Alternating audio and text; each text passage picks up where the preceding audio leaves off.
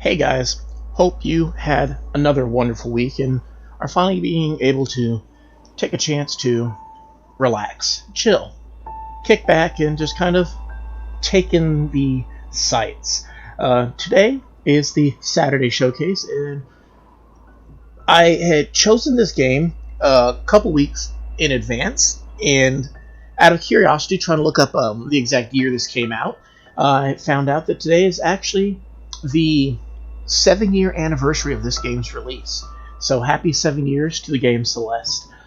7 years of overcoming the obstacles in our lives and really getting to much better places. It's a beautiful game. Came out January 25th of 2018, and the game is basically about a young girl who has to overcome a mountain. That's the obstacle in front of her, and the mountain is both literal and metaphorical within the confines of the story. There are many times this loading, not loading, but the main menu. It's so simple. I used to actually go to sleep to this just playing in the background. So I actually have a lot of hours on Celeste, and a lot of them aren't even me playing. But today we're just gonna hop right in, kind of get a feel for the game again, and just let you guys walk you through a little bit of it. And maybe, if you guys prefer it, we can get into an actual full playthrough of the game. So we'll see what goes from there. And that's the same with any of these games. Just if there's a game that you really liked and you like to see more of it, or the whole game, including story and all that jazz, let me know, and I will, happily play through it with you guys. So we'll see. Right now, the game's pretty simple. You just kind of jump. You have a double jump. Later in the game, you actually get a triple jump, but you can also hold on to walls. You get a little bit of stamina before you run out.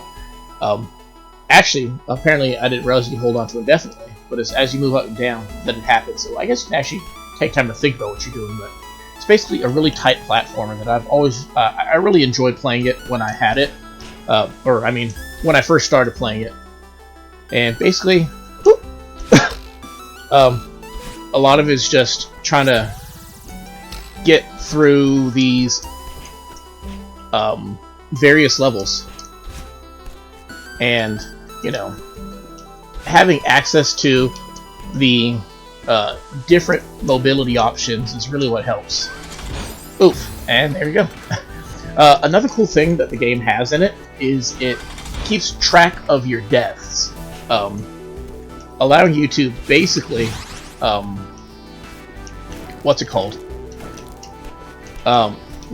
you really get to see how much you've progressed as you played the game. And it's something I've found really cool, because the game is all about overcoming the obstacles that are in your life. Celeste, the main character, is not Celeste. Celeste is the name of the mountain. She suffers from kind of a general acceptance. She has a issues with, I did not even notice that thing there. Basically, she has depression, anxiety type issues, and that's a lot of what the game is about, is just trying to overcome such things. And she, at various points in it, I don't know if we'll get that far in it today, but basically she ends up getting split at one point, where she has to overcome the negative parts of her persona, basically. But I've really enjoyed that. But I think part of what makes it a fun game is I think we all go through down points in our lives, and that's kind of what it's about. It's that idea that everybody has issues that they go through, and it just kind of normalizes it, basically, like makes it feel like it's a thing that we all suffer from, and you know, we can all overcome it. Obviously, she doesn't do it alone though. That's the crazy thing. That character we just passed, he's important to the story. He's basically a friend that she makes along the way who helps her at various points in coping with the issues that she has. Oof. Including there's one part where there's a like a breathing exercise she does, where she has to what's it called? It's like a feather that she has to keep afloat, or you as a player keep afloat, by like holding the I don't know why I thought I could jump there. You have to hold the a button to basically, it's symbolic of her like breathing in, breathing out, and you have to keep this feather floating, because it's that, it's like, you know, it's a stress exercise basically. And I thought that was a pretty interesting thing. It's really unexpected because she just kind of has an anxiety attack. I think a lot of people have had anxiety attacks in their lives, and it's interesting how the game wants you to have like all these different, like, you know, tools. It's trying to give you all these tools to overcome such things, which honestly, one of the most anxiety-inducing things around is trying to master the controls of this game. It's like, I always thought, like, if there's one game that I would not mind being able to speedrun one day, like I'd actually be proud of being able to speedrun, would be this game. But I don't have the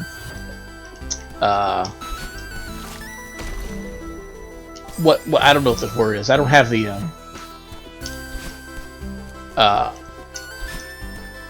I guess not so much commitment, or yeah, it's like a combination of the commitment and skill to be a master of this game. It's like, I don't think I could have that, but it's still very fun to play. Like, if you like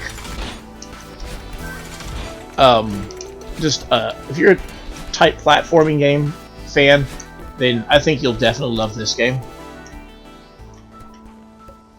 Interesting. We got a little thing. This memorial dedicated to those who perished on the climb. A bit ominous there, but, you know, it's kind of a thing that happens sometimes when trying to overcome obstacles. Is sometimes, in order to get over the obstacle before us, to overcome this mountain, some part of us, the weakest parts of us, the parts that aren't necessary, need to be left behind. This game just, it's hard to say. Like, I get a little sentimental when not just playing this game, when I think about this game, because real talk, it's life is such a long journey, and we go through so much. Yeah, me too. I'm exhausted. And it's like stuff like that. You just got to take a moment to rest from time to time. And it's hard. Life can be so difficult at times. It can feel like it's a mistake, that's true. But, you know, how will we keep going forward is part of the entire thing. I can't say that I necessarily had the most difficult childhood. I honestly think the weirdest thing about my childhood is more of, it felt like it was a little bit absent, if you would. Real quick on this, lots of the levels, they have like dream versions where she progresses through the game, and this is how they justify some of the weird supernatural things that occur along the way. But I'd say that my child, they add these jellies that are currently isn't working, I guess. What I was trying to say is my childhood wasn't necessarily difficult or bad. It was just, it could have definitely been a lot better. I think I did a lot of self-management along the way, dealing with just how to get by in life on my own accord. And, you know, I never wanted to imagine that I personally was a depressed child. Like, I wasn't emo or anything. I didn't, like, listen to a bunch of moody goth music or anything like that. It was just a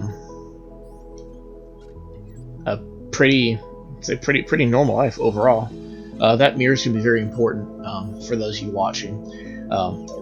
In fact, I'm not even going to spoil it any further. I'll just let you see once we get to that point. The whole thing's going to change. But what I'm trying to say is, like, I wasn't really, like, sad as a child. I was just kind of kept by myself. I got picked on a lot. I think I mentioned that in a previous episode of the Prattling. And it was just... I made a lot of questionable decisions that led to me getting picked on as a kid. And my way of dealing with it was just kind of doing my own thing for the most part. And because I was so well adjusted to coping with my own issues as a teenager, I never really felt like I was missing on anything. Oh, I just realized what I was looking for is down there. Oh well. But yeah. So let's go through this real quick.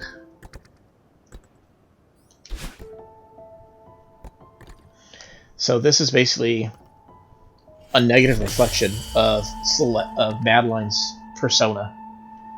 And in order to progress, she needs to accept that it's, even if it's negative, it's still a part of who she is. And now these little jelly blocks, you can go through them. And basically it's about to become a game of cat and mouse, trying to escape one's negative emotions. But that's kind of what we're looking for in this. Oh, yeah, if you hit a wall, you will, like, maintain a lot of momentum. So you want to avoid that. But yeah, what I was trying to say was my childhood was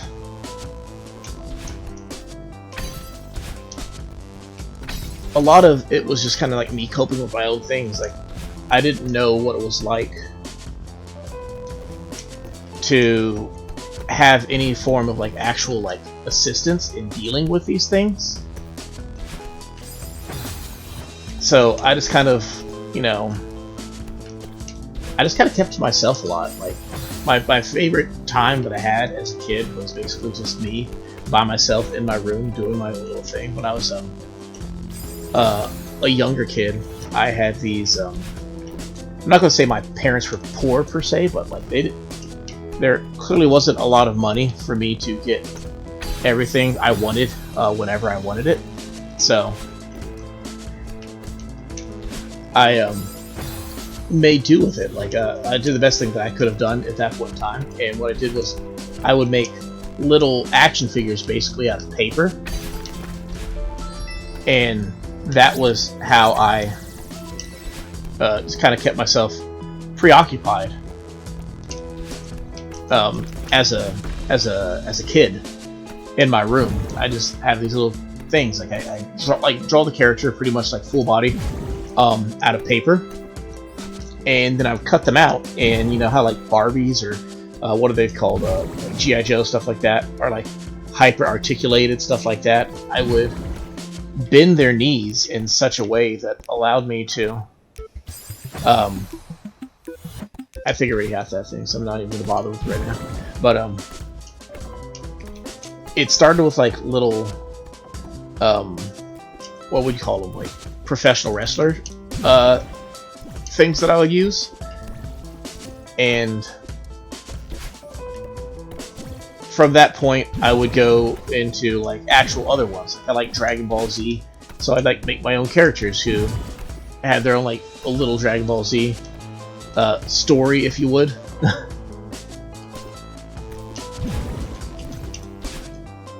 And I would just kind of like make those things, and I'd spend a lot of time doing that. Which I bring that up because you might think it's like it's a little kind of like on the lonely side, perhaps thinking like that's what I did for fun, and you know, admittedly, it was a little bit on the lonelier side, but like at least I didn't have to worry about it being an inconvenience to my parents, right? Which, you know, it sucks as a kid to think to have such a mindset, but you know, what could I do, right? But okay.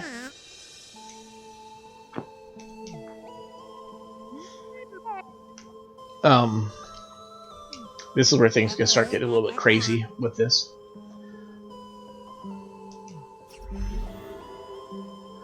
Basically, it's one touch kill. If she touches you, then you lose. But she mimics, because she's part of you. She mimics your motion. And so basically, you end up having to run from her, and she ends up splitting. Like, it gets more difficult as more show up, and you have to basically not cross your previous path. And if you do, you need to make sure you don't cross it whenever she's coming around.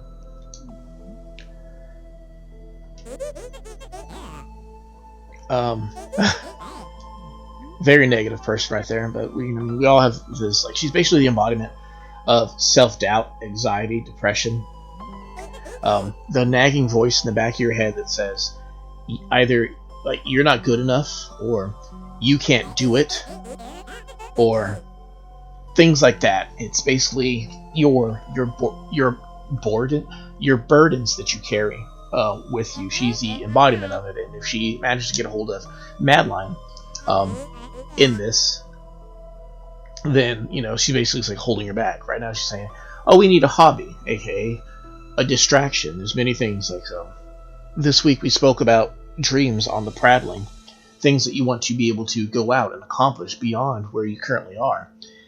And she doesn't want you to accomplish your dreams. She wants you to just get a hobby, be complacent, be chill. Don't worry about that greatness. You're not worthy of greatness. What you're worthy of is just sitting back, enjoy life, because life's gonna suck anyway.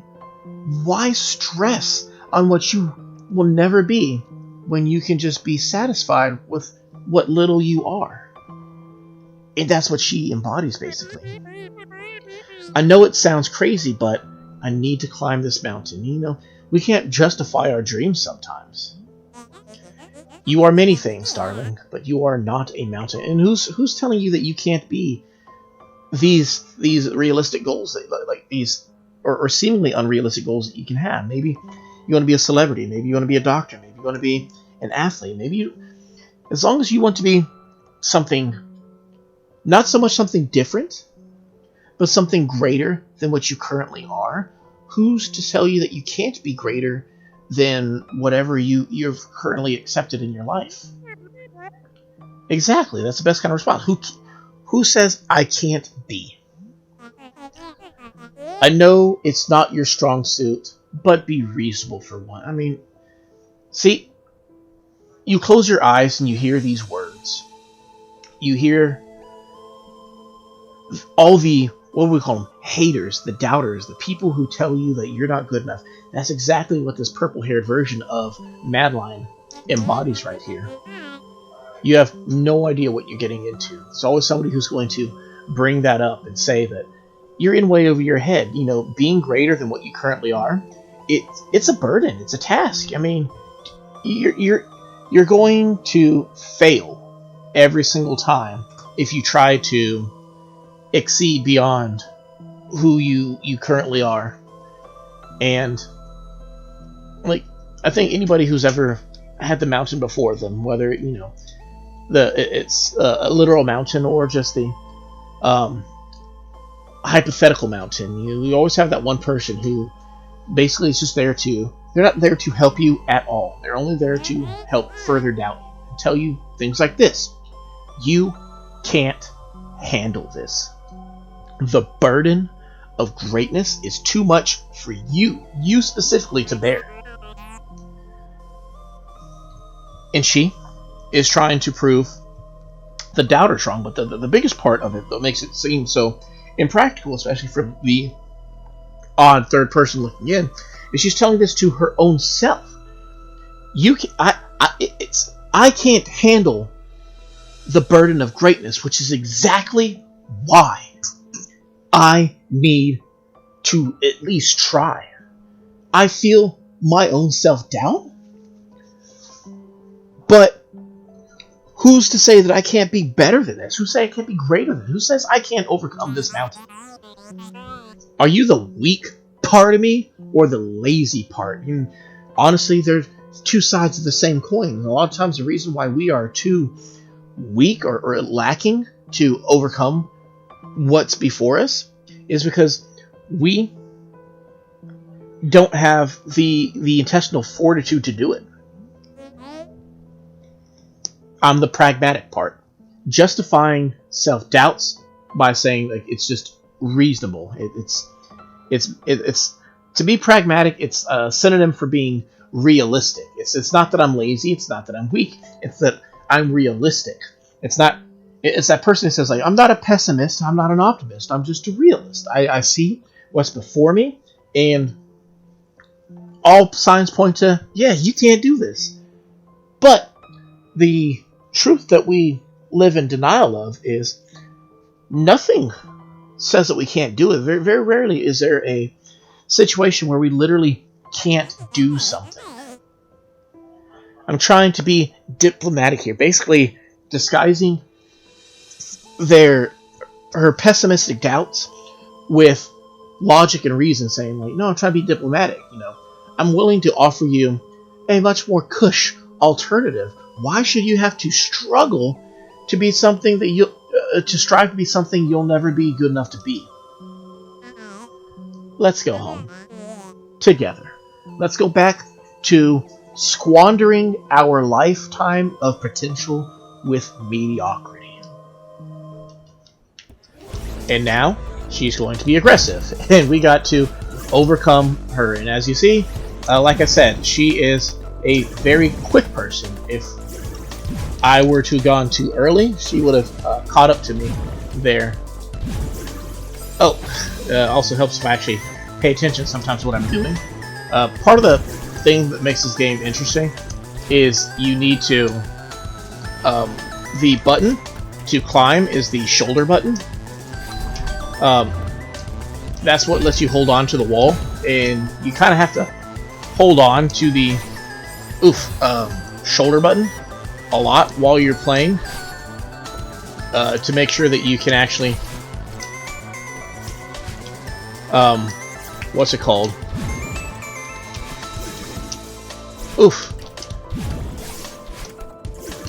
This is gonna be a hard one. Man. Trying to not cross yourself is so difficult sometimes, which I think that's a wonderful thing in the game, is dealing with the idea that, sometimes in order to overcome what's in front of you, you have to be able to not go back to where you once were.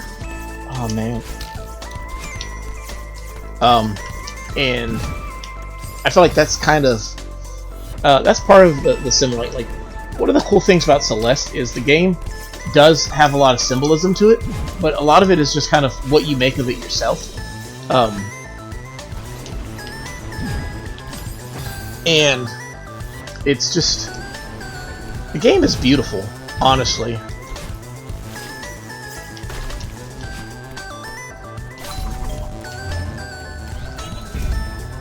And oh man, I just really enjoy this game. I'm not, despite the difficulty curve that you can have sometimes in dealing with it, because you have to learn quick before you, um, because like a lot of the things that the game has just kind of come out of nowhere, and it can be quite. Oh, see, missed that one just barely. Sometimes the checkpoint, like I always felt like Celeste is like the Dark Souls of what's it called, platformers, because it's a lot of quickly learning what you're trying to do in the context of the game itself.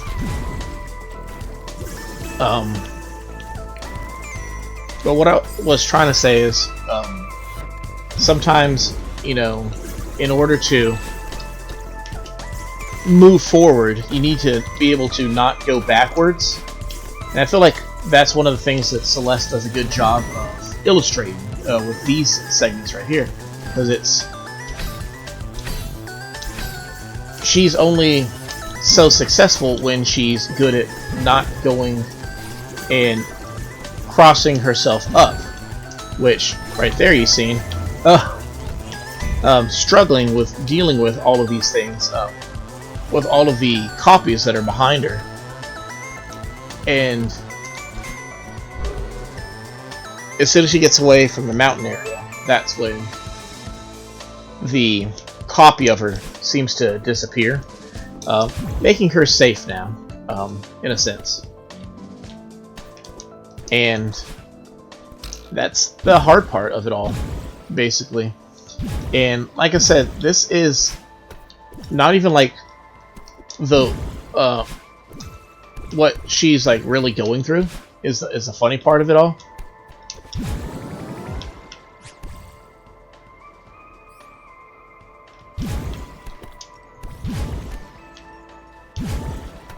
Oh, got it. Like this is supposed to be like perceived as a dream that she's going through.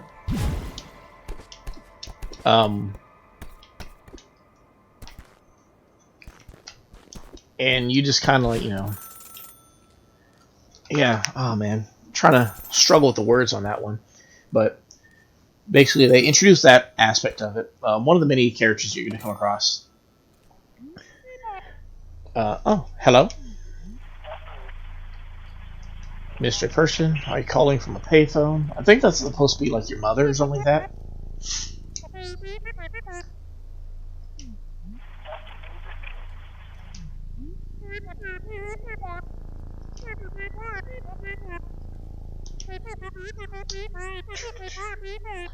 I don't really understand what's going on, but I know I'm in danger. I can feel it. A lot of these lines that come up throughout this game are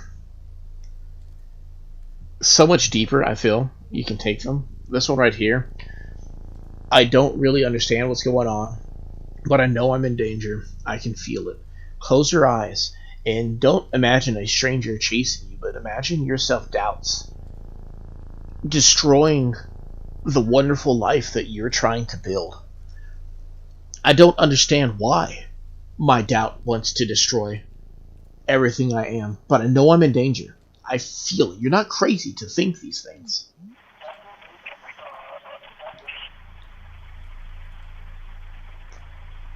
Madeline, you only call me when you're panicking in the middle of the night.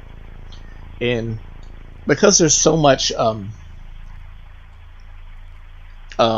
forget what the word is, but there's so much, like, things that represent other things in this. This might not even be a person. It could just be another part of her persona. You don't really know. Um, and this is also still in the dreamscape. So this could just be more of her personal fears manifesting. And, yeah.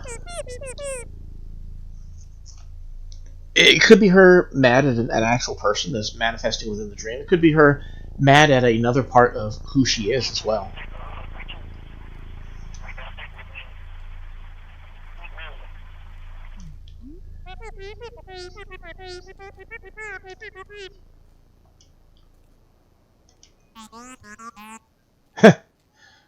Oof.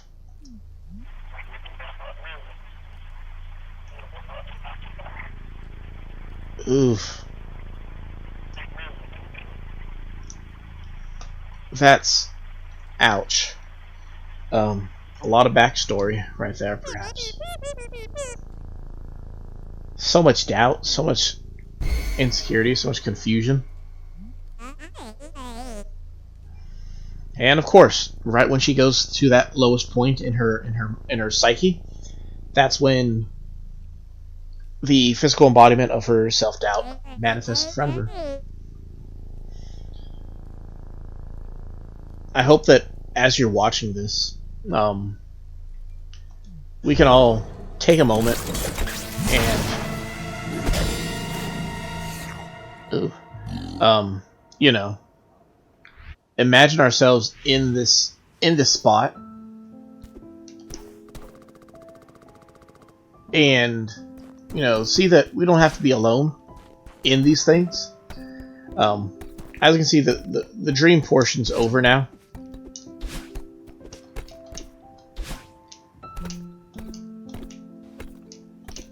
So there could be any sort of thing. Oh, this guy's over here. I know somebody probably wants me to talk to him. I'm not going to talk to him, mainly because I'm just kind of trying to show off the gameplay a little bit.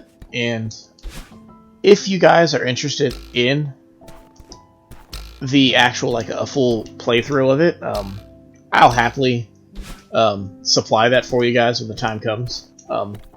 Basically, anything that shows up on the Saturday Showcase, I mainly play these because they're games that are really important to me. And I want to share them with you guys so you can get a little bit of it. And if there's ever any game, like if you liked Animal Crossing last weekend, and you'd like to see more of that, or if you'd like to see a full playthrough of this game, Celeste, or whatever game I play from now on, I probably won't put it on the Saturday Showcase again. I might do something like I might do Animal Crossing maybe once a month or something like that. But what I might do, if you're actually interested in a full playthrough, let me know in the comments section, or if I get a bunch of likes on it, I'll know that it's a game that you're gonna like, and we can do a full playthrough of the game, either with or without commentary, and basically, we can experience the full thing together. I don't mind. Mainly the Saturday Showcase is dedicated to spending an hour showing you guys a game that I really enjoy, and telling you the stories that really tie together why I like it so much. Hey, Mom. Oh, yeah, so she's on her phone with her mom now. Quite a nice surprise. And, she is kind of symbolic. I probably should have talked to that other guy, because, yeah, she does do some really great insight for you. But him, in addition to your mother in this story, show the importance of having... the guy is an unlikely friend, an unlikely friendly face in the harshest of circumstances. And the mom also going to help act as an anchor. Not for everybody, it's not going to be your mom. I mean, I will be the first to admit my mom and I aren't really close at this point in my life. But having somebody like a family member, or somebody who's close like a family member, could be your mom, could be your dad, could you be a sibling, could be an aunt or uncle. Shoot, you could be a considerably older person, but it's one of your kids or grandchildren. Just having somebody who can help tether you to the world and remind you that you are important, you are missed, and you are valued for all the wonderful things that you are, and all the terrible things that you've done don't take away from that. Like, everybody's worthy of love and tender mercy. And that's kind of what this mom's good for right here. It's just kind of being a great way to help ground Madeline through this thing, so she gets a chance to vent. And honestly, I'm not going anywhere. You can pause the video right now and take a deep breath. If hearing this reminds you that you haven't talked to your familiar tether lately, whether it's your mom, whether it's a parent, a sibling, a child, or just a close friend of yours, I'm not going anywhere. You can pause the video, close the browser, and call them up. Just ask them how they're doing, because I can guarantee you right now, they're curious how you're doing. They care about you. Um, we're all busy. We're all doing our own thing. We're all living our lives. But I can tell you, these people who you care about so deeply, they care about you as well. And even when they're on their ship on the other side of the world, sailing the seas of life, they still wonder from time to time how your trip's going. And they're always going to be happy to hear from you, just like I know you're going to be happy to hear from them. And sometimes it's just a matter of, maybe I need to talk to them first this time. So if you haven't talked to them in a while, please take a moment. You can do it now. You can do it after the video's over, but please let them know that you still care about them, because they'll happily tell you the same thing. Looks like... oh, another cool thing. You saw the little skull counter go up. This game tracks your deaths.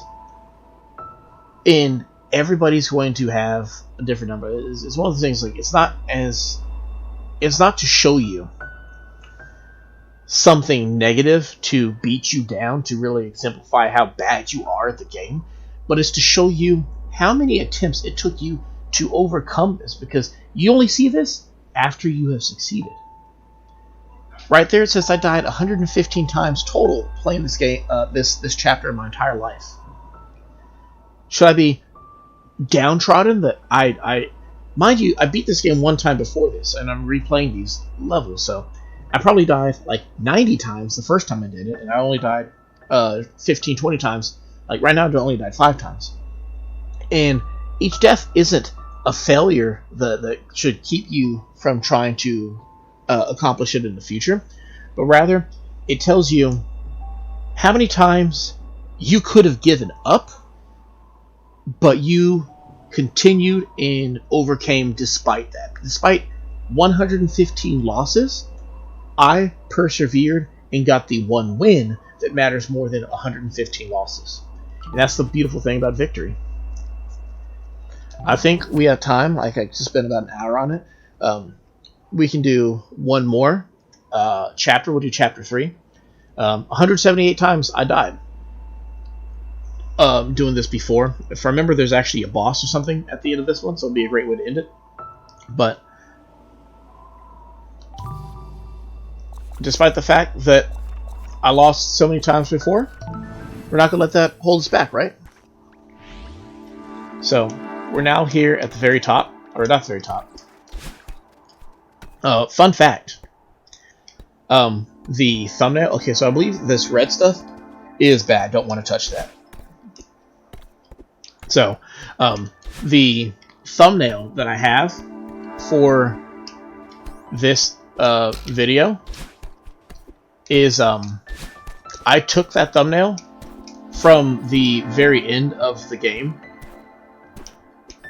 and so I had to beat the end of it a second time to get that thumbnail picture. And I'm like, yeah.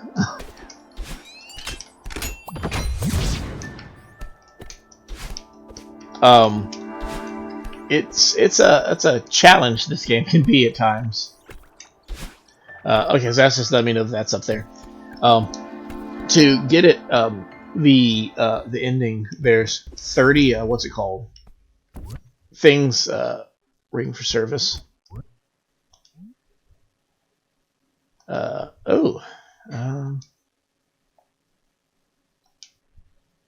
We'll never forget our time here. I've never felt more at peace. Thank you. Sounds like good memories. But the summit, it's 30 flags. You have to keep going up. Each flag marks as a checkpoint, but you're trying to get to the very top. And basically everything that you've learned and overcame to get to the top, you have to do up there. And it's after she's already accepted the negative part of her persona as a key part of who she is. And basically that's how you unlock the triple jump. And it gets really tight up there, but The wonderful thing about it, the game is difficult, but it's not um, absurdly difficult. That's one thing I like about it.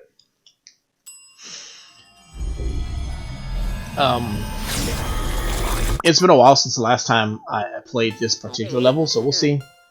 We'll digest it together. We'll break it down. Welcome. May I help you? Are you a ghost? A lot of weird. Damn, I'm just trying to think what that term is. For these things that are basically parallels to one another. God, I can't remember what it is. Remember, right? This guy is also another part of her persona, or like an exterior reflection of some negative part of her. But it's been a while since I played, so we'll see exactly what he is. Just passing through, climbing the mountain.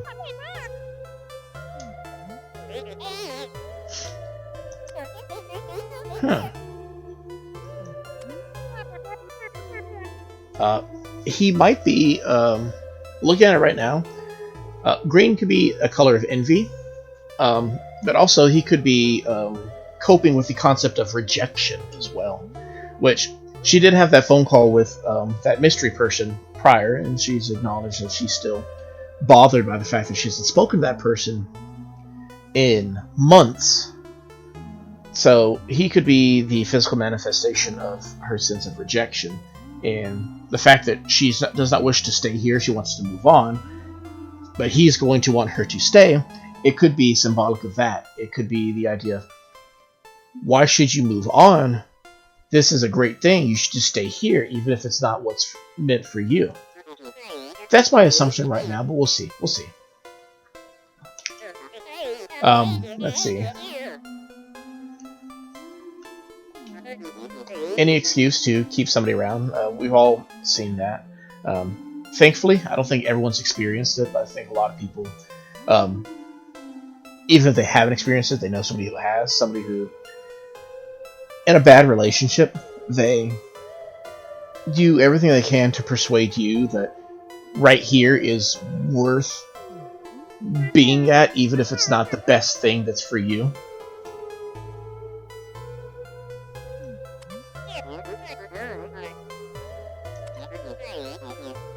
Let's see.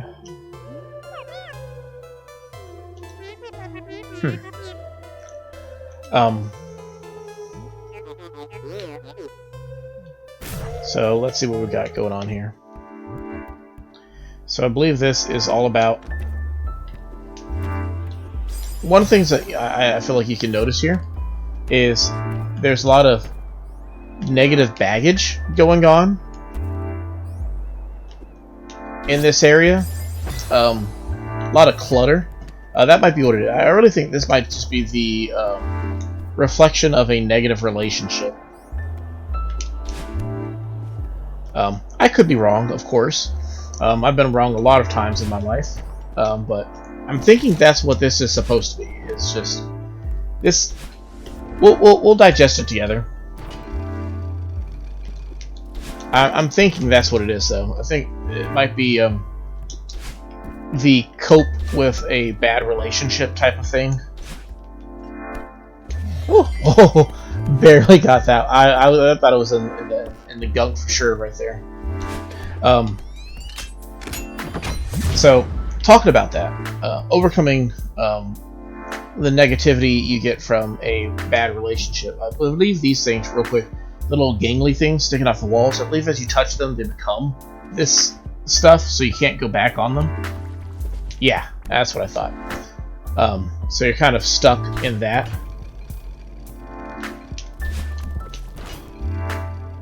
But I think everybody's had a bad relationship at some point in their life where it's just been like, things look good at first, but eventually gets more and more run down, and like this big, a bad relationship can be just like this. I'm holding my hand up right now in front of my screen as though you're sitting right next to me, but I'm realizing right now you can't see it. I'm like those people who are very like active with their hands while they're talking on the phone, and you're looking at them like you do know that the person on the other line can't see your hand gesture. So, but that's what I'm doing right now.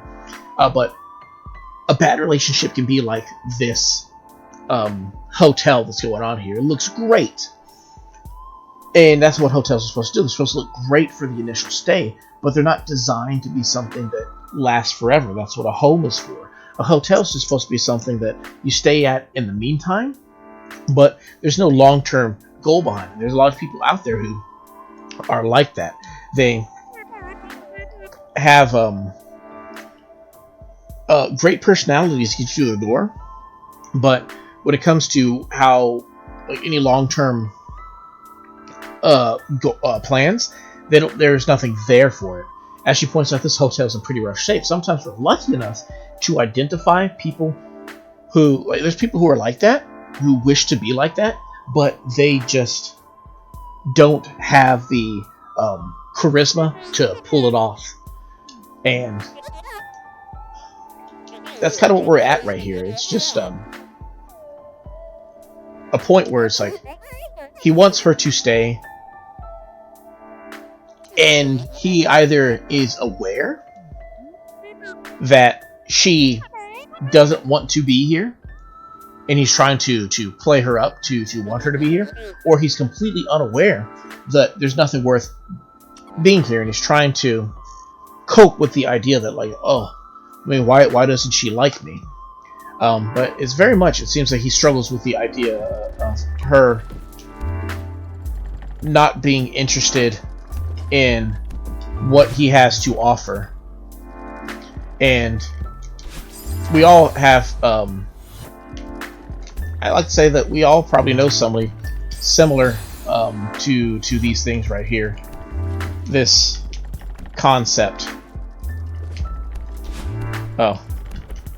Yeah. Oh, I didn't even know that was there. Okay, so these little diamond gems give you an extra jump. So I could theoretically use that to get an extra jump going on.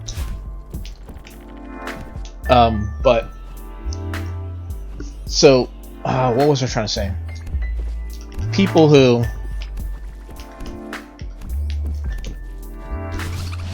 don't have a whole lot going for them, but they want to convince you that they do have a lot going for them. It's kind of like what this hotel is right here, where it's just like, why would you want anything more than this, right? This should be all that you should ever really want or need. So the idea that you are so upset, like you don't want to stick around, makes no sense to me. And there's people who are like that. And I feel like that's kind of what the hotel embodies. It's people or things that do oh, wow, I didn't even notice that. People or things who do a fine job of, what's it called? Getting that initial vibe of looking good at the beginning of your relationship, and then towards the end you're just like, but like the longer you stay there, the more you start to, like, one thing that hotels are really good at is that the longer you stay at the hotel, the more likely you are to miss home. And that's kind of what you get from people like that. I feel like that's kind of the sense of what's going on here, is that or not a sense of what's going on here, but in general, like not in general, but like in life, like words, how to use them. The longer you stay at a hotel, the more you're going to miss being at home. It's great at first, but there's no long-term goal for it, and the more you're there, the more you start to miss the things that matter more to you. You miss your friends, you miss your family, you miss your life that you left behind. The hotel's supposed to be like a temporary thing to go away, to get away from, but it's not a home. And people are a lot like these domiciles here, where some people are hotels and some people are homes. When you're looking for a life partner, you're looking for a home. Just like when you're looking for a place to rest your head at night, you want a home. You want a house with a roof and a yard and all the wonderful things that you would appreciate. And the hotels don't have that. Hotels look nicer than your house, most likely, at least at first. And they have a lot of amenities that really play on all of your wants and your desires. But too much of a good thing, and you just start to have a disconnect of what's going on here. And I feel like that's kind of what it is. And as this guy seems to be a part of the idea of the hotel, he is trying to put all the good things up front in order to get her to want to stay and not leave, not go back to where she was. Especially, why would you want to go climb this filthy mountain, this big daunting mountain, when you can stay here and be comfortable with me for the rest of eternity? And she's not interested in that. She wants to find a sense of better self, and he can't accept that, because if your better self is better than me, then like, why should I allow you to have this? And I feel like that is the crux of this character. He doesn't want to let her go, type of thing. But we'll see. But as you see now, as we get deeper in here, there's so much more clutter that's going on in the hotel. The more the more, I guess the word would be, intimate you get with the concept of the hotel, this maze of stuff and all this going on, the more you go through it,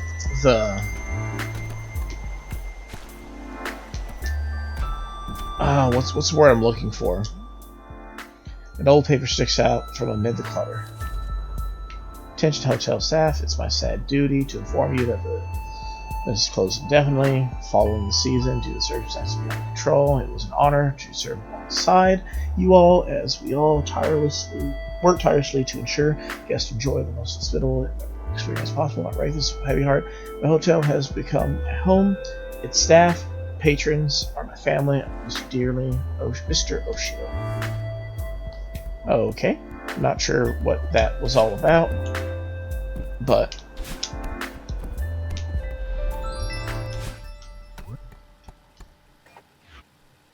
oh, I forgot about this thing.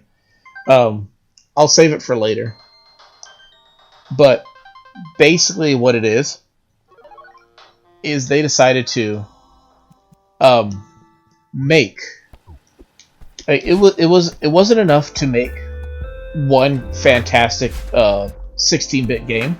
They made the game also in an 8-bit version that you can play right there, or on the what's it called, the menu screen as well, at the menu as you find it. So in case you ever wondered where to get unlock that's how you go about it. But yeah, what was I saying? I lost my train of thought. Oh, talking about how hotels are a part of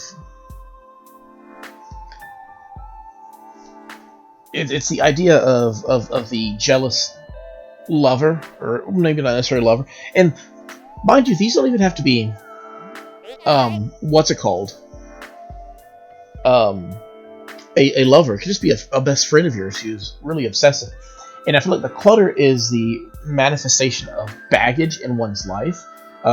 This hotel would be a beautiful thing, to be a great place. You wouldn't mind staying, hanging out for a while. But there's so much clutter, so much baggage here. It's like somebody who can't let go of the past. They're constantly reminding you of all the bad things that they can't let go of. And the more clutter there is, the more uncomfortable you are in the situation. It might not necessarily be that you just don't want to be there, maybe you want to be there, but if they just clean up the clutter, you'd have no issues there. And I feel like that is what's symbolic of all of this. And he doesn't even know where it began, as we never do.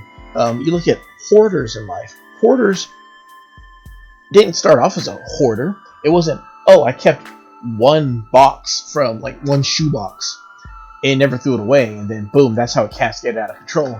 But at the same time, that very much can be what it is. So you could have just had, like, one, I feel like when it comes to emotional hoarding, it could be one memory that you have when you were younger that you just can't get rid of, and then you try to bury it with more and more memories and emotions and whatnot, and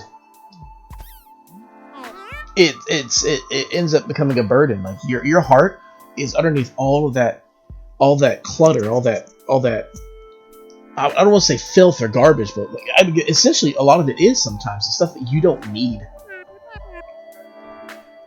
And now he's having an anxiety attack. So I'm like, it's hopeless. It's just too much. It's overwhelming. It is. Once you realize that, yeah, your heart is underneath a pile of clutter, that's when the anxiety starts to kick in. That's when you start freaking out that there's too much stuff going on. Like, if I had noticed it when it began, I could have just not put the stuff on there, but I didn't. I didn't notice, and I kept not noticing, and it kept piling and piling and piling and piling and piling. Now we're at this point where there's so much, but she's willing to help. She's willing to help. You're too kind.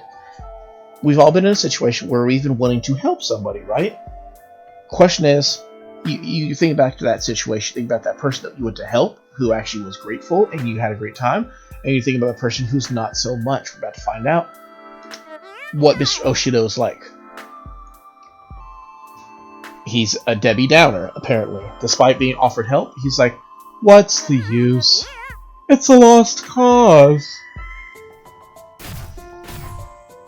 Except, it's not a lost cause. It doesn't have to be that way, right?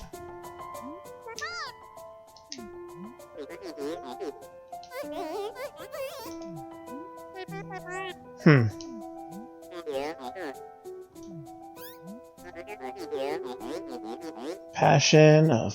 Okay. So, the hotel is also seems to be symbolic of his pride and joy. Thinking what it is it's when people who want to achieve something great, hoping that that'll make it to where people will actually want to be around them. But he created the hotel, which was a great thing.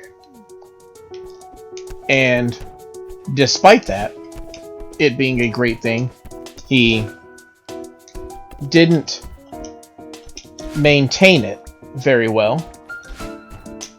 So now he has like the thing that he remembers that was a good thing that people actually enjoyed about him is now a thing that is not so much. It's tainted by the burden of his self-doubt. Yeah, I don't know. I don't think he's kidding me. And now he has to cope with the very idea that the thing that was once something he could be so proud of is now not, it's the source of his shame. Like, imagine that feeling. Like, you are proud of something, and despite being proud of it, you get to a point where you are now ashamed of it because it's symbolic of your, you know, it seems like it's symbolic of what he once was, and now a reminder of what he no longer is. And coping with that idea can be difficult, I'm assuming. Oh, okay, that's pretty nifty. So, destroying that, put all the books away. So that's cool. So we're helping him get through these things, and okay, and each one will get rid of a different layer of all the clutter going on here. So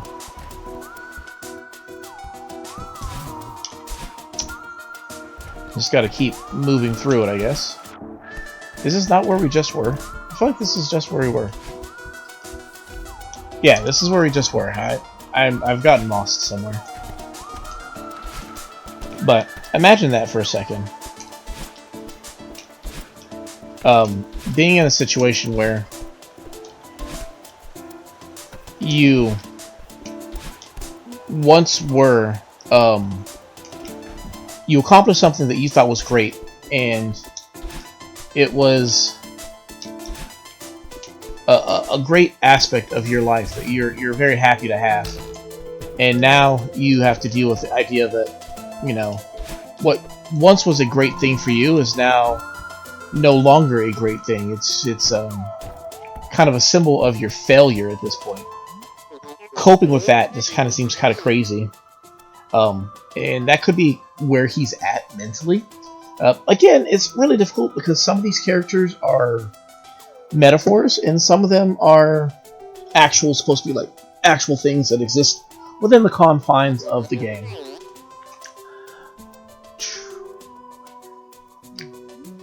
Thinking positive.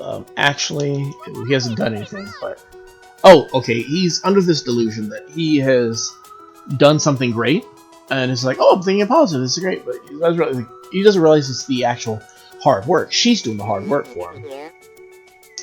And here's a big issue when it comes to helping people sometimes, is you're doing something kind for somebody, but if they're not willing to actually do it themselves, it can distract them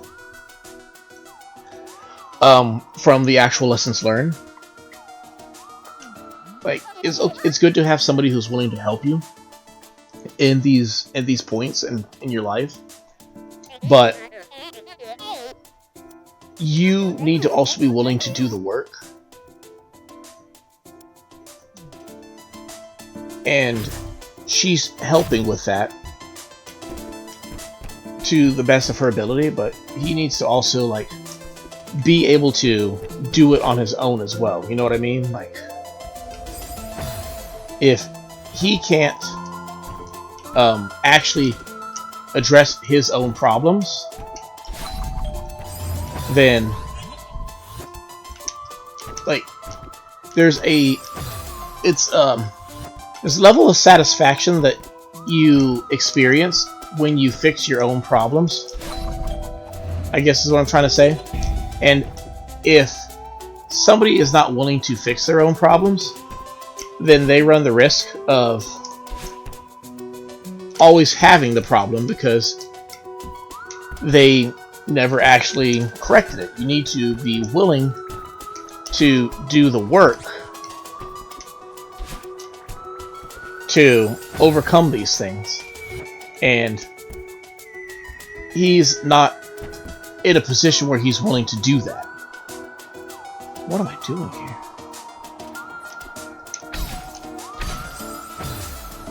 Okay, I get it now. Sorry for that brain fart. I'm like trying to figure out what's the plan to get through this. There we go. But what I was trying to say was, you need to be willing to actually do the work if you're going to overcome the obstacles that are in your life. And as much as we want to help these people, if we do all the work, they're never going to actually truly treasure the work that's been done.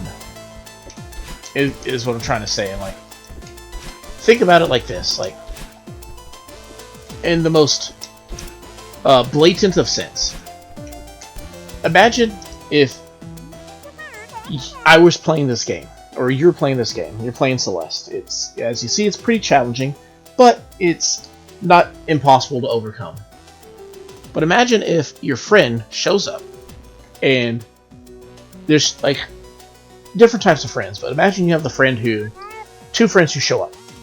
The one who shows up and they give you a bunch of hints here and there. They let you actually play the game, but when you get stuck in certain areas, they just give you hints like, oh, well, do you know you can double jump right there? You're like, oh, why did I even think about that? Oh, yeah, if you go through that wall right there, like, oh, that's cool, but ultimately you're doing all the work. Versus, you have that other friend who says, just give me the controller.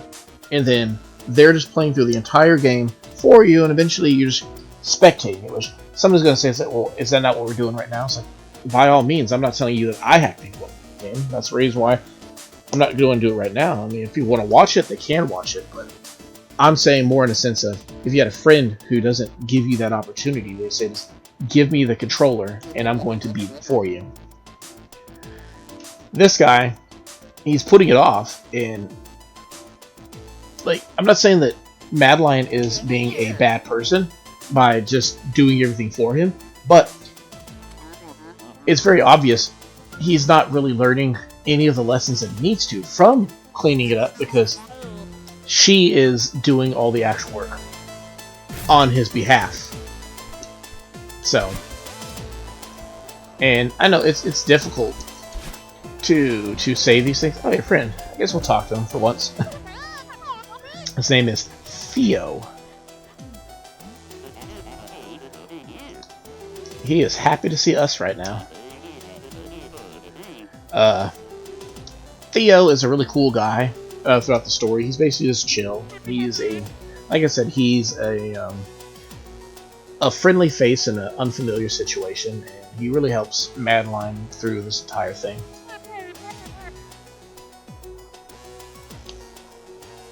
But we'll see how.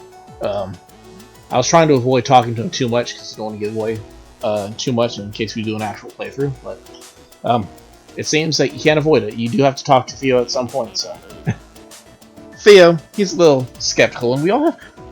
Like I said, he is a great friend for Madeline throughout this, and she's trying to be a good friend to Mr. Oshido.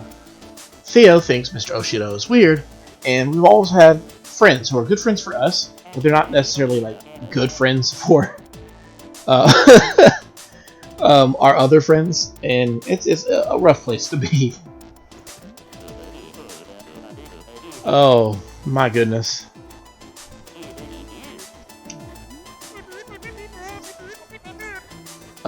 And she's being like she's being the segue. You know, she sees him for his trouble, but she wants to help him, even though Theo rather not deal with the situation. Let me tell you, we have two types of people right here, and I will tell you right now that both Madeline and Theo are correct in dealing with the situation. Your other people's problems are not your problems. They are only your problems when you make them your problems. But if you make someone else's problem your problem, you are not the problem either. Breaking that down, Theo does not have any concern about Mr. Oshido's problem. He just wants to get away from it, and that's a good thing, because if he's not going to be of any help or service to Mr. Oshido's problems, the best thing for both of them is for him to leave, because he's just going to be a hindrance on him. He doesn't want to be there, so he can't do anything good in that. So the best thing to do is just get away from it. Madeline, however, does want to do something good. So her trying to adopt, like take on these problems, even though they're not her problems to have, she is doing a good thing by trying to be there and help him through his issues right here. Both of these characters, Theo and Madeline, are doing the correct thing. The worst thing to be would be a cross between them, where if Theo wanted to stick around just to keep making things worse for Mr. Oshido. So if you identify with either one of these guys, I'd say that you are technically in the correct if you go about these options. You can flee, or you can deal with or help somebody through their problems. Theo is going to do his thing. We're going to work it out over here. I am curious though if we can still go through that vent after he leaves.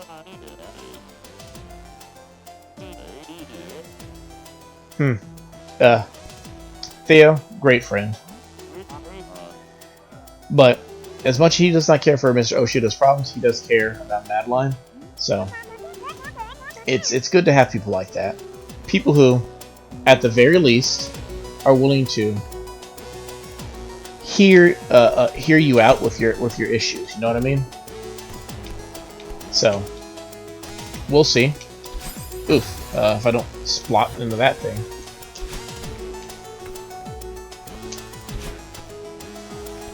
And it looks like he's gone now. Oh my lord. Jump. I was not paying attention at all.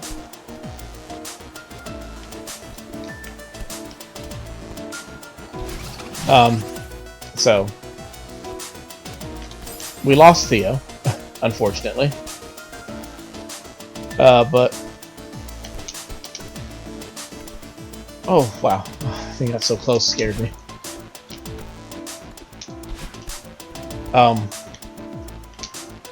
So we're going to see what we can do to help with this whole thing right here.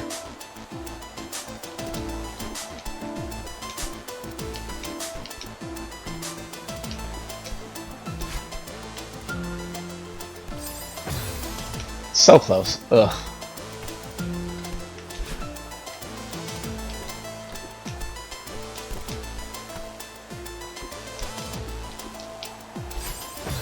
I'm like trying to be really tight on these controls right here, and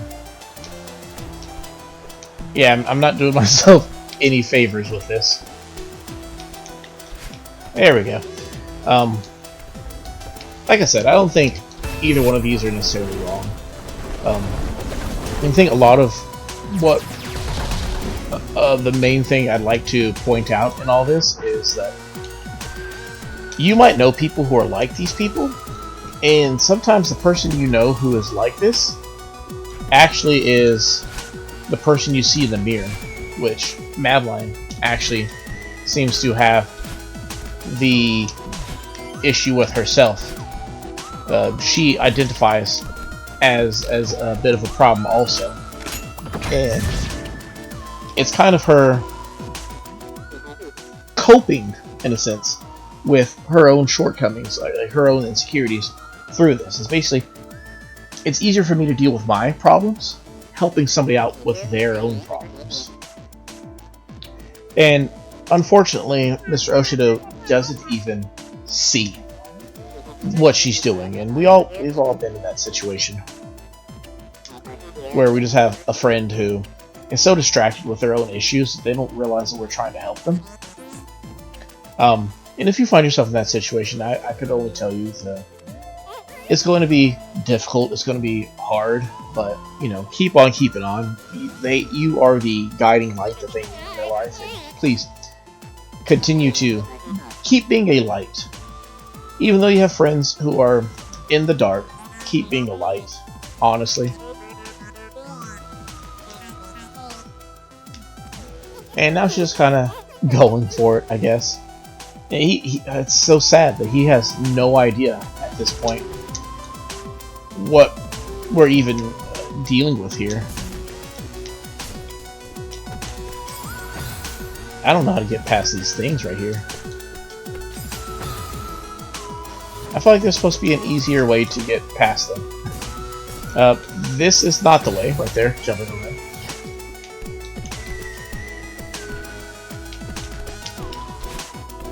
There we go. I don't know what that... Oh. Hey, Theo.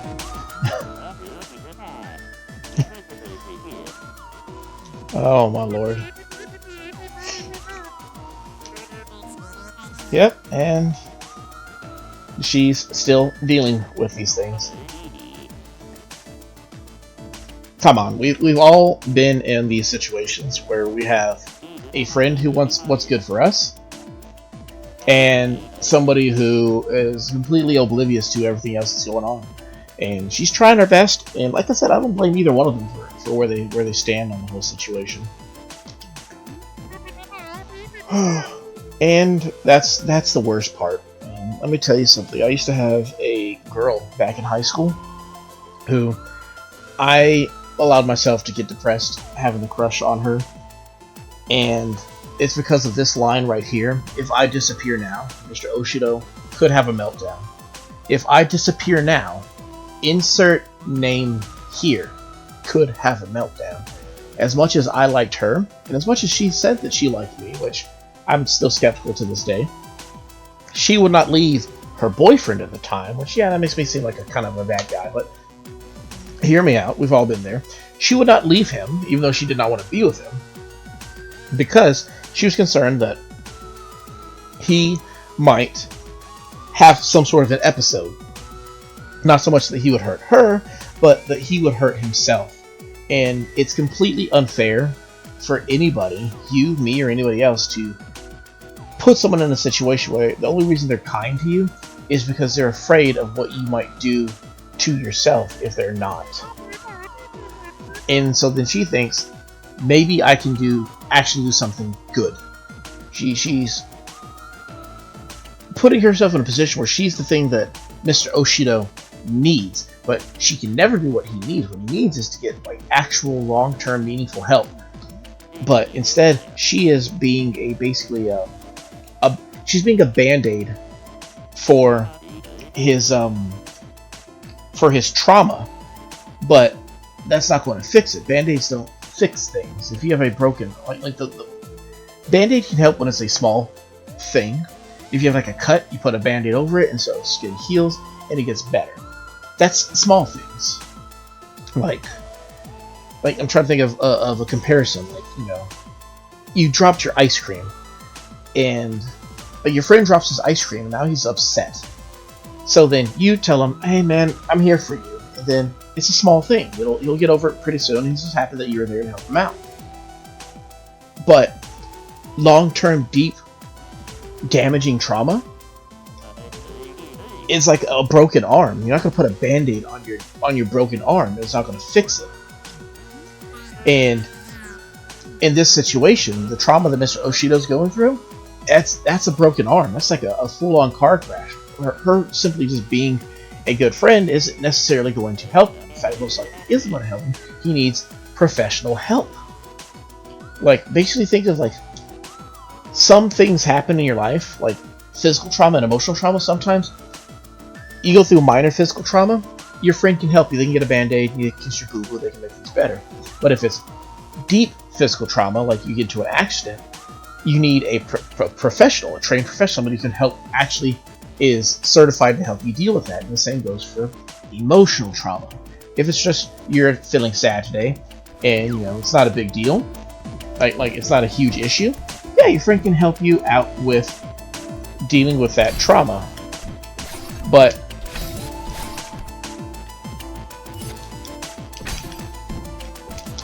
I think that when it comes to I missed that bad. When it comes to dealing with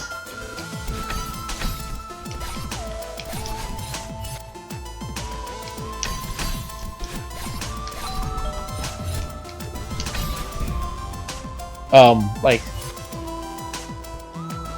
big lasting trauma from like if it, like they talk about like suppressed memories type trauma, where it's just like I never felt like I was cared for by my parents or something like that. But there's a good chance that we can't deal with these things enough to help every single person who has these things. Sometimes what they're going to need is somebody who actually can break down these walls and whatnot and actually help them through these things. And what I'm just trying to say is that you don't, just because like you can try to help doesn't mean that the help that you're going to give is always going to be the best possible help that you can have for somebody. He's going through all these now insecure issues, talking about like she's never going to stay. It's like he's just trying to get her to stay, but he's focusing too much on trying to get her to stay rather than focusing on creating an environment that she'd actually be excited to stay in. It's people who have these types of issues, and he's thinking like she's still here, they're still like, imagine it's not the hotel, imagine it's a relationship. She's still dating me, maybe, or not so much dating. Dating's a little it creates complexities. But we'll talk about a close friendship. It's a close male friend that females have, or vice versa, or whatnot. Thing is like, well, they're still my friend. There's still a chance that I can be so much more. So the reason why they've been your friend this entire time and they have not been more is because there's nothing more for them to have there. And instead of trying to convince them that there's something there, you need to actually make something more to be there.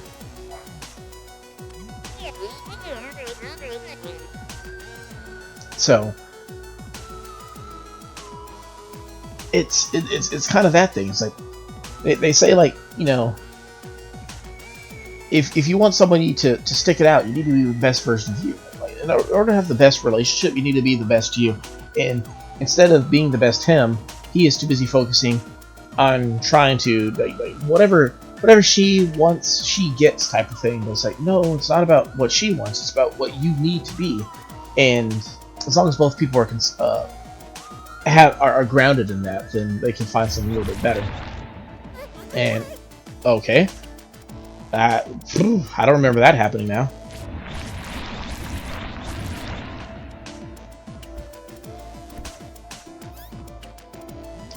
Let's try to get a little bit of a lore background on this gunk.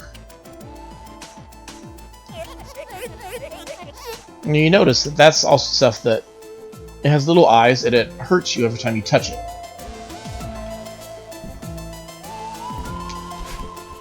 Looks like it's very much... I didn't realize I grabbed the wall. It looks like it is a negative extension of who he is. And that makes sense why it hurts him. Or hurts Madeline when she touches it. Because it's not a good thing. I don't know what I was going for there.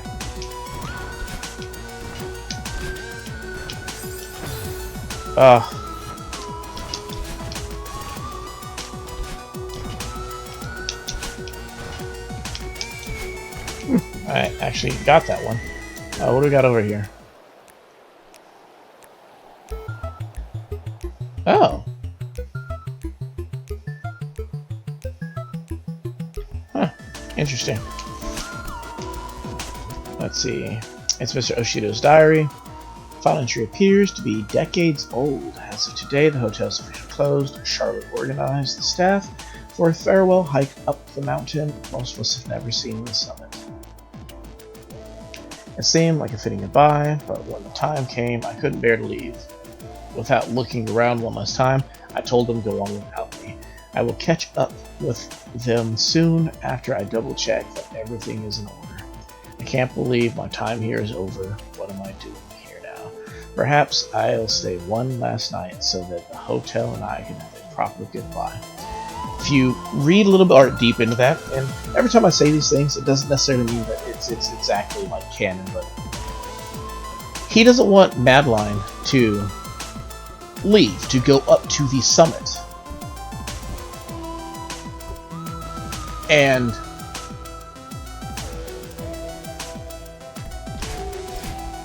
I feel like part of what that is what am I looking at here? He doesn't want her to leave because it seems like it might be a little bit symbolic of the fact of how everybody else left him. To imagine her going up to the top of the mountain, she's going to leave just like everybody else left in his life, type of thing. And that could be why he's very adverse to the idea of her leaving to climb the top of the mountain.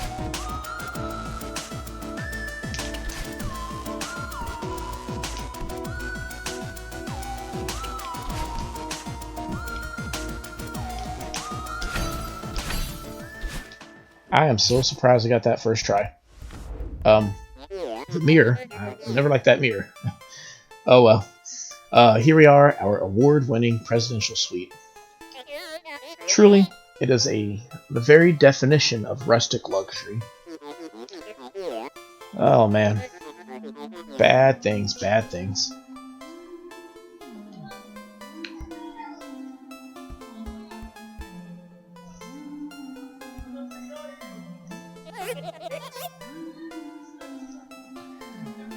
Interesting. Beautiful. The furniture looks expensive. It's very spacious. More symbolism. It's a lot of things that don't mean anything. They try to mean something, but they don't mean anything. He wants the compliments. She's going to compliment him, but she doesn't feel what he thinks that he feels, because he doesn't even feel these things. But she's trying to break through. And That's what matters most to him. But the reality is about to dawn on the situation, and I don't know how he's going to take it. That reality being, she doesn't want this. This isn't what she likes. He put all these material things in front of her to try to get her to stick around. And she does not want it.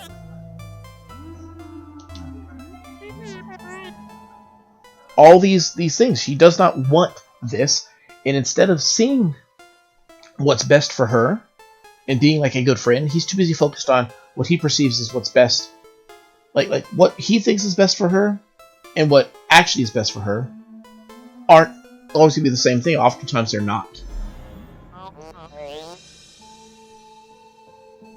And of course, she's here now.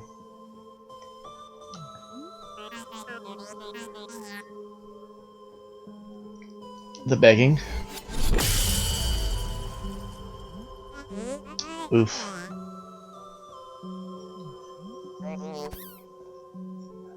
The negative aspects of her personality kicking in. You want to make things worse. You're in denial, all that. Everything that the purple-haired one is trying to say, or is going to say, is the things that cross our minds. And they really separate you from being a decent person from being a vile person. Because the fact that you think these things does not make you a terrible person. Everybody thinks these things. Everybody has had these thoughts regarding people, either strangers or even people that you care about.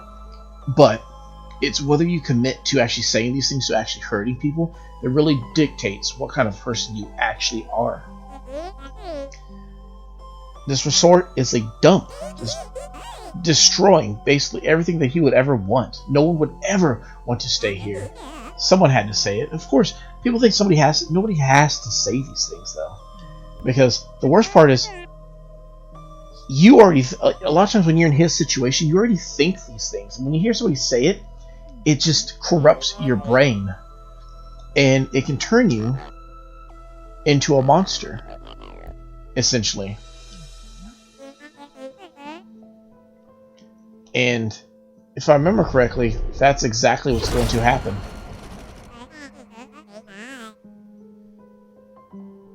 It's such a terrible, terrible thing that we have here.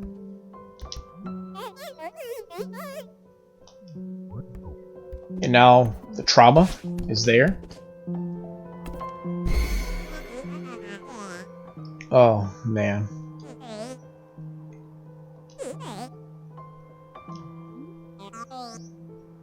And now you have to deal with the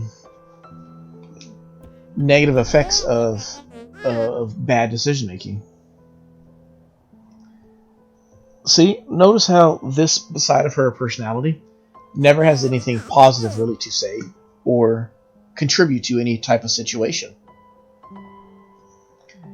And all she's really good at is just making things worse. And dealing with it is bringing out the worst parts of Madeline as well. Why won't you go away? It's like, it's just the terrible part of it. Uh-oh. One question.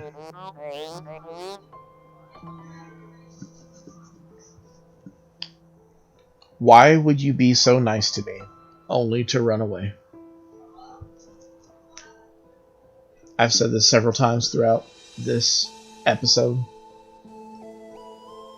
We all know somebody who's like this. Somebody who just can't seem to get a grip on their whole position and are so dependent on other people for acceptance instead of just accepting themselves. What did I do wrong? It's not so much that you did anything wrong. Obviously, you did something wrong. We all do something wrong, but it's not that. It's like you just didn't see the bigger picture. But of course, mean girl status.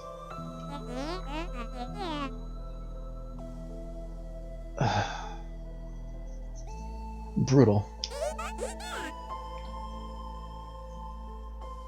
I don't think that's necessarily true about a lot of people.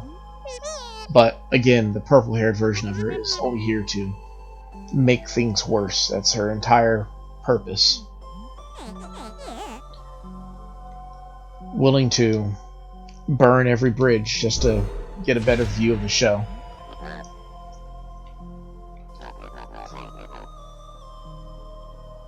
And he's already harbored these negative thoughts about himself, just like that purple-haired version is the negative thoughts that she has of herself. But only to hear it out loud is going to basically spiral him into his worst state. And I'm trying to remember how this fight goes at the same time.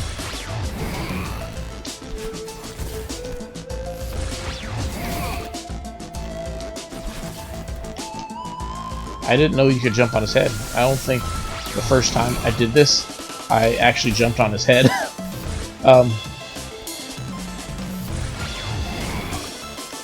Oop. Yeah. Nailed the bonk and checked the L anyway. But one thing I'm a big fan of in this game is the what's it called?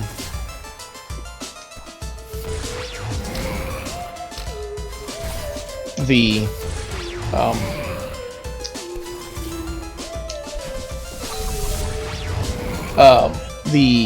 what's the word? It's the boss fights that the boss fight. Yeah, I guess we call it. It's the boss. The bosses in the game are very interesting. How they play out, they're very different. Like the previous level, we had what's it called? The versions of her that were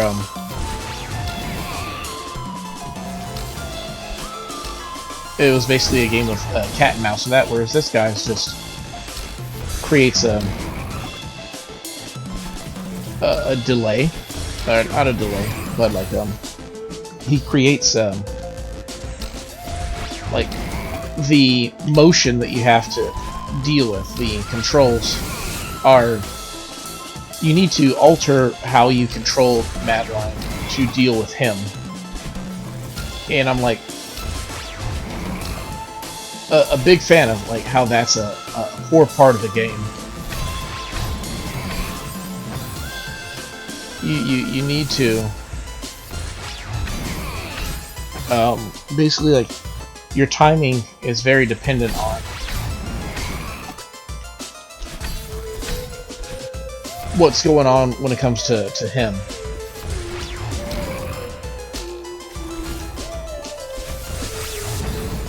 And that's something I enjoy about the game as a whole, is that how you deal with these things. Oh man.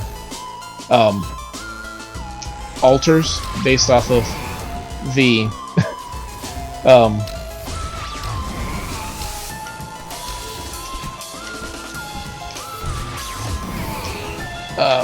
I'm trying to think of what it is. They have like, basically it's like they're like the rules of engagement change for each part of it. Oh man, I'm assuming that because of how long this part is, this might be like the last part. Hopefully so, because I like I don't know who else is guilty of this, just poor time management. I said that I wanted these episodes to be like an hour long, or no more than an hour, or a little more than an hour, and we're approaching the hour and a half mark, I believe. So yeah, cool. We got to the end over here. Really nice. But despite how poor the attempts to manage with it, I'm actually a big fan of this game. I feel like it's a great game. If you haven't played it, it's available on various systems. And it's not nearly as hard as it looks, but the message that it gives is actually a great message, I feel.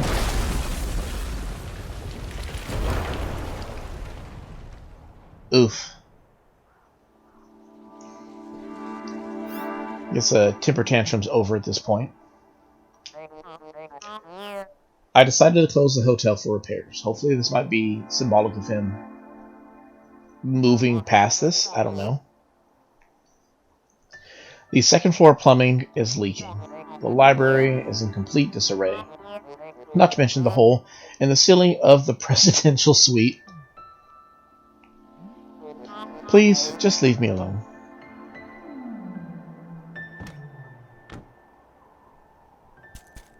And he's going to stay behind and just wallow in his misery. And I guess perhaps there's some people who you just can't help. It's sad to think that. Obviously, we want to help people. Humans are designed to help other human beings out. And